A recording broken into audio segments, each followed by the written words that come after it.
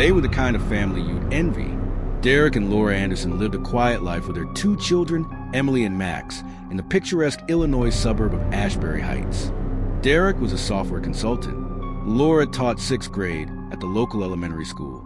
Their kids were known in the neighborhood. Emily for her book reports at One Ribbons, Max for his toothy grin and boundless energy. It was a normal Sunday evening, March 12, 2023. The Andersons were having dinner and chatting on Zoom with Laura's sister in Colorado. They had just passed around plates of roasted chicken and mashed potatoes when the screen suddenly went black. At first, Laura's sister, Martha, thought it was just a connection glitch. But when the call didn't reconnect and her text went unread, she felt a strange unease. Within 30 minutes, she called 911. By 8:15 p.m., police were at the scene, and what they discovered that night would launch one of the most baffling missing person cases in suburban America. When Ashbury Heights PD arrived at 1732 Willow Lane, everything seemed too still. There was no forced entry, no broken glass. No neighbors had heard screams or gunshots. The home was locked from the inside, deadbolt secured, windows latched. Yet the table inside was perfectly set for 4. Plates were half filled, drinks untouched. Laura's glass of red wine sat with lipstick on the rim. Max's iPad was playing Paw Patrol on the couch. The oven timer blinked midnight as if it had just finished. It was as if time had stopped, like the Andersons had been vacuumed out of their lives in the middle of dinner. Police swept the house from top to bottom. No blood, no sign of a struggle, no personal items missing. Even Derek's wallet and Laura's purse were still by the door. They were gone, completely gone. But it was what officers discovered 2 hours later that sent chills down every spine in the room. At around 10:30 p.m., an officer noticed something unusual in the hallway ceiling. An attic hatch slightly ajar, the string dangling awkwardly. They pulled it down and climbed the ladder. Inside was clutter, old boxes, dusty books, a few broken Christmas decorations. But near the back, beneath a moldy tarp, was a locked wooden chest. Heavy, reinforced with metal. They pried it open. Inside were photographs, dozens of them, photos of the Andersons. But they weren't selfies or family portraits. These were candid shots, photos taken from outside the home, from the street, behind bushes, through the windows. Some showed Emily at her desk. Others showed Laura in the kitchen, Derek mowing the lawn, Max on the swing set. The timestamps were even more disturbing. Some of them were taken before the Andersons moved in. They were being watched, and they didn't even know it. As detectives dug deeper, one unsettling detail came to light. 1732, Willow Lane had a history. Back in 1994, the property was owned by a man named Caleb Rowe, a carpenter by trade, but long suspected of abducting 2 teenage girls in the area. Rowe was never charged. The bodies were never found. He vanished after the second disappearance. The house sat empty for years until it was renovated and sold to a couple and later again to the Andersons. No one mentioned its past.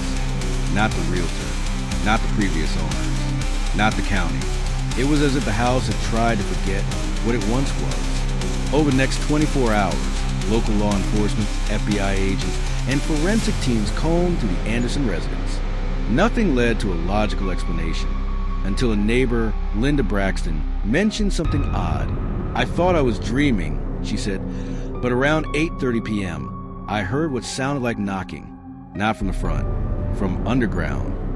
It wasn't the first time she heard it.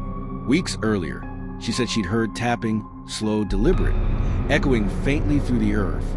Curious, police returned to the house with ground-penetrating radar. That's when they found it. Behind a false wall in the basement, painted to match the cement, was a door that led down. The secret passage was narrow and steep. It led to what appeared to be an old storm shelter, or so it looked at first, but there were no supplies, no canned food, no safety gear, just a single room with concrete walls and rusted chains embedded in the far side. A metal cot with stained sheets sat against the wall.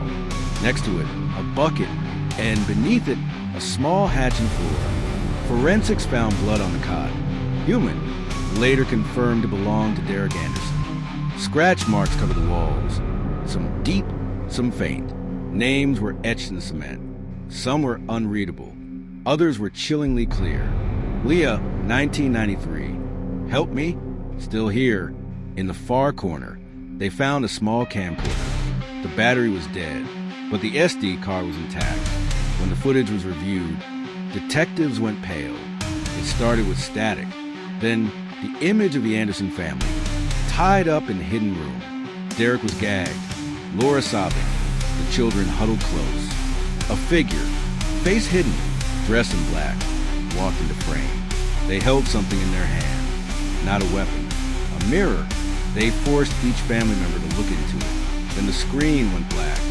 No screens, no ending, just void. But investigators noticed something strange. Reflected in the mirror was the face of the person behind the camera. It wasn't Caleb Rowe. It was someone younger. With the attic photos, DNA in the basement, and footage, the FBI reopened the cold case of Caleb Rowe, but Rowe had been presumed dead. No activity, no sightings in over 28 years. Until now, a fingerprint lifted from the attic chest matched Rowe, but it didn't make sense. He would be in his 70s. The man in the footage looked 30 at most. Investigators began to consider a terrifying theory. What if this was a copycat, a disciple, or Rowe's own son? Someone had been watching the Anderson for months, possibly years. They chose them, studied them, and when the time was right, they took them, all without leaving a trace. A week after the discovery of the sub-basement, FBI agents returned with reinforced excavation tools. They opened the small hatch beneath the cot. What they found was a narrow tunnel, one that led beyond the property line. It extended nearly 400 feet and emerged in the woods behind the neighborhood. At the tunnel's exit, police found a small, hidden shed.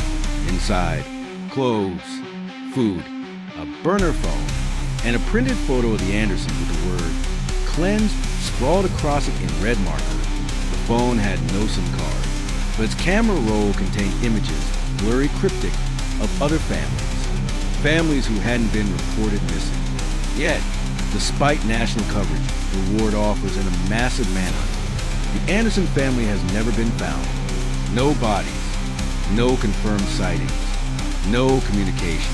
The FBI believes the abductor or abductors may be operating as part of a cult or organized group with fixation on surveillance, control, and family-based cleansing. Online forums have dubbed the case the Watcher of Willow Lane, and some users claim to have seen similar figures, hooded, lurking in other states. Authorities have issued warnings, but no arrests have been made. To this day, the house remains vacant. Neighbors refuse to walk past it at night. The attic has been sealed, the sub-basement filled with concrete, but questions still haunt Ashbury Heights. Who was the man behind the camera? Why were the Andersons targeted? What's the significance of the word "cleansed"? And most chilling of all, did the person who took them live in that house before they did? One final detail. On the original Zoom call, just before the screen went black, a shape briefly appeared behind Derek. Not a glitch, not a reflection. A man, standing in the hallway, smiling, and no one in the Anderson family recognized him. If this haunting story chilled you, subscribe for more true crime breakdowns. Drop your theories below. And remember, some disappearances are not accidents. Some are orchestrated. And some are still watching.